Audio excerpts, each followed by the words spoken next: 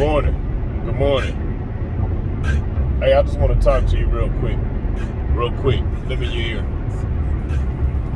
I'm gonna call this one no pork on the fork. No pork on the fork. A lot of people want to criticize those that choose not to eat, outside of the dietary law, which is one statement it says in there. It says don't eat of the animals that chew the cud, but don't split the hoof.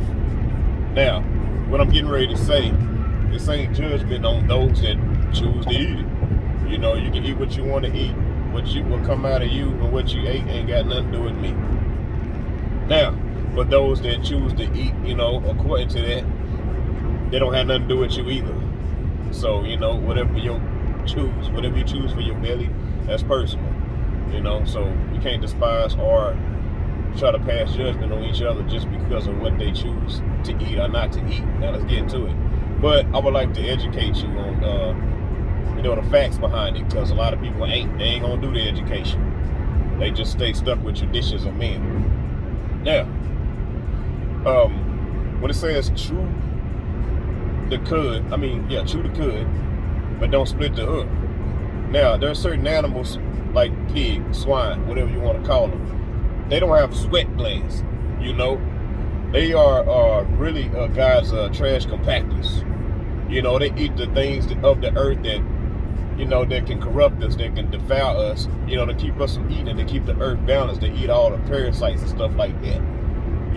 But we go actually, well, not me, man actually go bypass by going to go actually eat the meat that's eating the stuff that they ain't supposed to eat.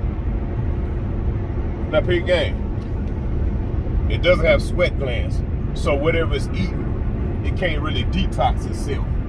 So that's the reason why a lot of people be sitting up sick, because like they say, you are what you eat.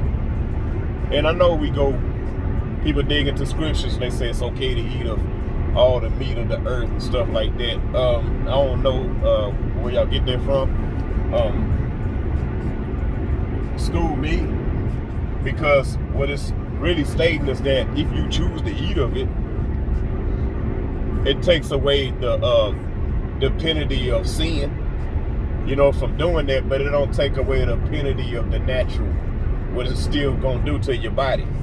So yeah, you ain't going to hell because you eat shrimp, lobster, pork, and all the stuff you ain't supposed to eat that's not healthy for you. You're not going to hell because of that, but at the same time, what it does to your body, it's still there. That haven't changed.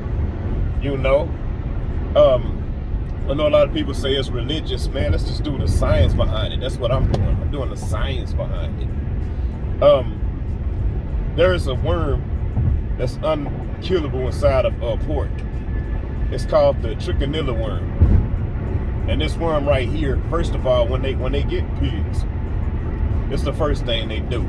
They shock them. They shock them real hard. So first of all, from getting shot, they already got the mental state of fear. And like it says, you are what you eat. Even hunters know when they hunt and kill deer or some food that they're trying to eat, they know they gotta kill it in a certain way where they don't put it in a mind state of fear, because those hormones enter their body and they don't want them. So now you got, a lot of people that's eating this pork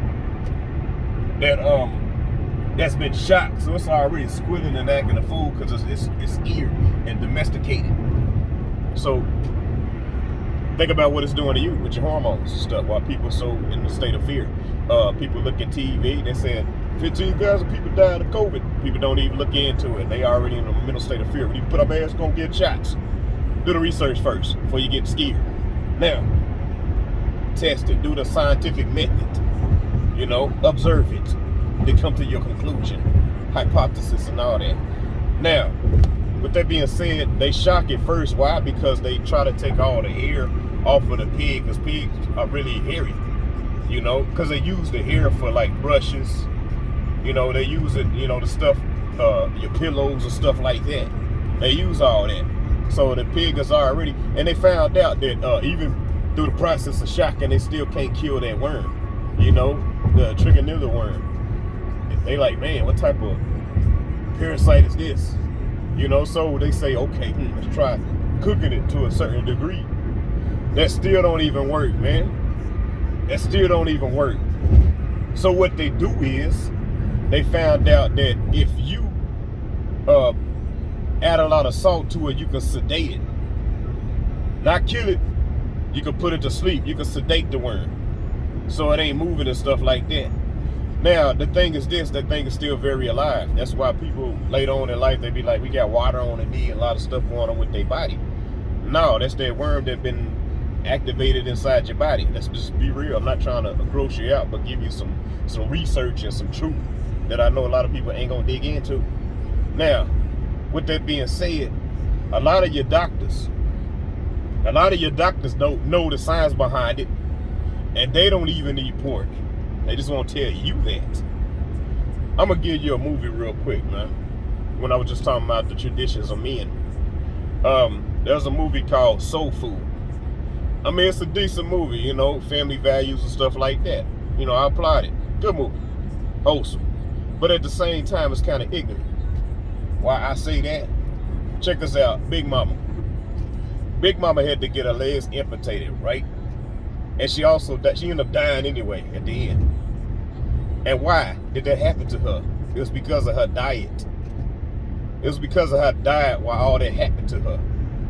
Now, what the family celebrated her death by doing the same thing, by eating the same thing that killed her. Not changing it up and saying, hey, we're going to do this for you, Big Mama. No, we're going to continue the traditions of men that's destructive to us physically in your name, in the honor of your name. Now, we can take that same thing, that same understanding, that same teaching, and see how this applies to everything in life besides just food. You know, what do we ingest? What do we digest? You know, when it comes to even teachings of doctrines of men, even traditions of men, period, that we know that's not scriptural. Must we continue it just because it's been done hundreds and thousands of years, even though it's not according to the scripture? Or should we do something new, which is really something old, which is because God already laid the foundations and gave us all the laws and gave us everything that we need. We just fell away and started doing our own thing. That's why we got so many different type of religions and stuff like that, and man's doctrines and denominations and stuff like that, and God didn't give you none of that. He gave you kingdom. Kingdom have rules and principles. I mean, let's get back to it, y'all. Come back to the covenant. Come back to the covenant. Because kingdom is at hand. Kingdom is coming here. We're not going up to heaven. Heaven is coming here. He said the government is on his shoulders. I do this because I love you. Once again, you know what this is. Exodus Effect. If you like more of this vibe, like, share, and subscribe. I'm out. Y'all be great.